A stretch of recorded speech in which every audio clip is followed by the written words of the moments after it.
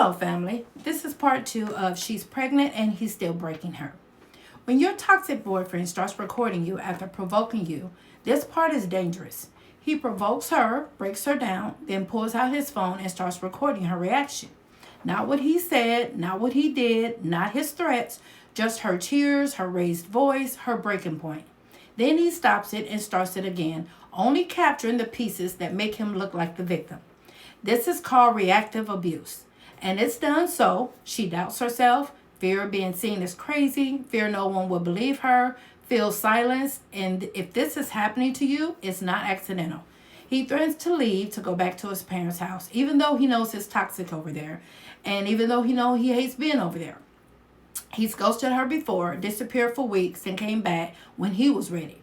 And every time she lets him return, the abuse escalates. Because abandonment threats create trauma bond. She stays not because she's weak, but because her nervous system is stuck in survival mode. Then there's control.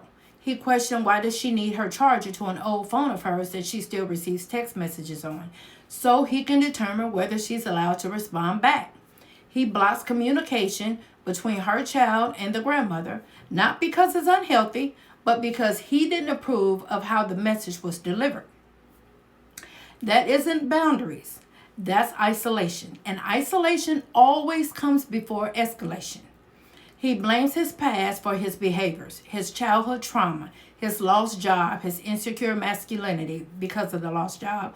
And for a while, she believes him, making excuses for his behaviors, softening her standards, and making room for his excuses.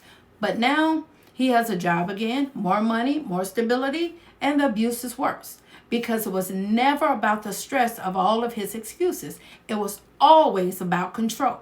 He rages, runs into her face, intimidates her, and even if he hasn't hit her, her body already knows the danger.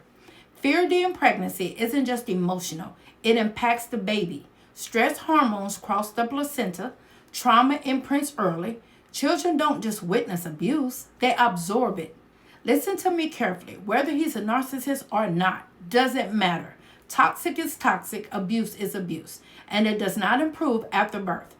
It intensifies. While she's exhausted, healing, vulnerable, and focused on the baby, the chaos escalates.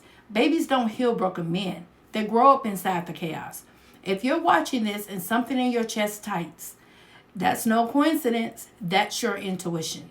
Love does not terrorize you. Love does not control you. Love does not punish you for being in pain. And love does not demand you to shrink yourself and stay silent in fear of his next explosive outburst.